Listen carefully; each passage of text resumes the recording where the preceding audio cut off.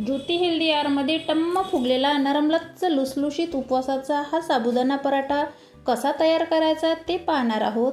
तर मस्त खमंग आणि टेस्टी असा पराठा तयार होतो।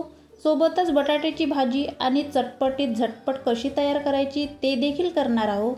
तर यावेळेस अजिबात तेलकट नको असलेले असे पराठे तुम्ही नक्की करून बघा। हे उपवासाचे पोटभरीचे पराठे आहेत। चला तर सुरू करूया।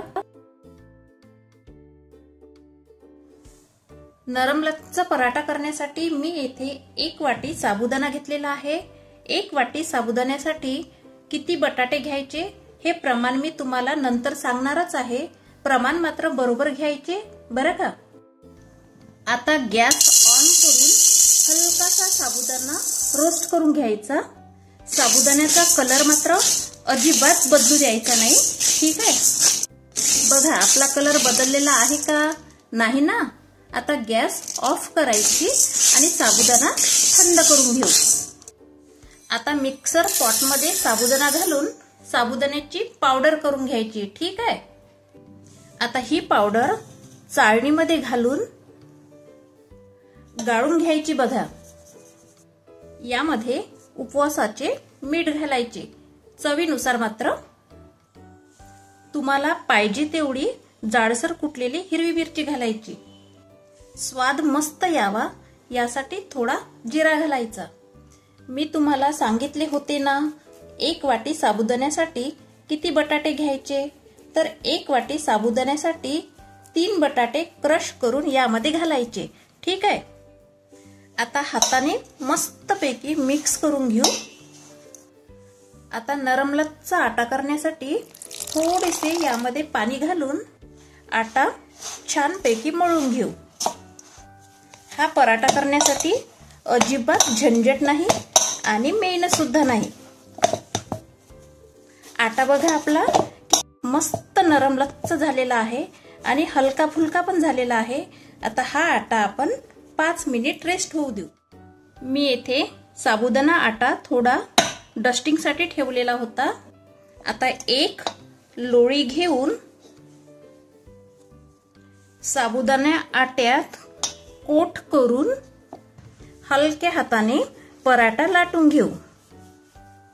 साइडने पराठा क्रॅक येईल तर अजिबात टेन्शन घेऊ नका। लगेच झाकण घ्यायचं आणि पराठ्याला छान गोल शेप देऊन द्यायचा आणि हा भोवतालचा आटा नंतरच्या पराठ्याला यूज करायचा, ठीक आहे। आता झाकण काढायचं। बघा आहे ना पराठा आपला सोपा। याच पद्धतीने बाकीचे पराठे बनवून घेऊ। तुम्ही बघू शकता दोन्ही ताटामध्ये आपले पराठे किती मस्त लाटून झालेले आहे। आता हे पराठे आपण गॅसवर तावा ठेवून भाजून घेऊया। तावा मात्र मीडियम गरम करायचा। आता घालायचा पराठा ताव्यावर। पराठा ताव्यावर हलकासा शेकला गेलेला आहे। आता पलटी करूया। आता यावर लावायचं थोडं तूप। बघून घ्या आपला पराठा किती मस्त फुगल्या गेलेला आहे। आता हा पराठा आपण एका ताटामध्ये काढून घेऊया। दुसराही पराठा याच पद्धतीने भाजून घ्यायचा। दुसरा पराठाही आपला किती मस्त फुगल्या गेलेला आहे। आता याच पद्धतीने आपण बाकीचे पराठे भाजून घेऊया।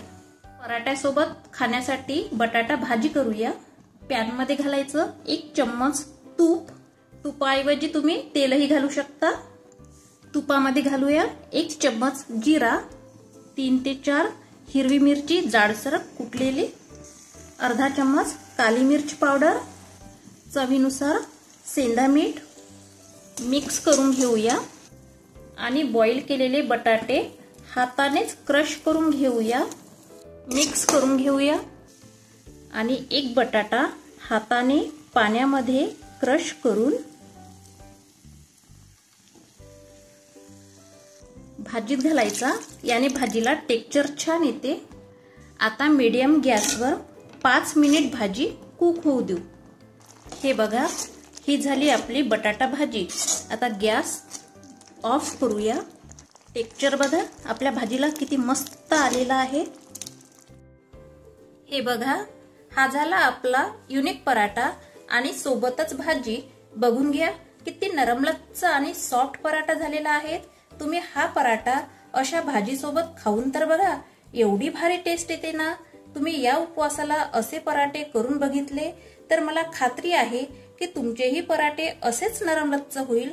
मग करून तर बघा, खा, आनंद घ्या आणि कमेंट्स करून नक्की सांगा। व्हिडिओला लाईक, सबस्क्राईब करा। पुन्हा भेटूया नवीन रेसिपी बरोबर। धन्यवाद।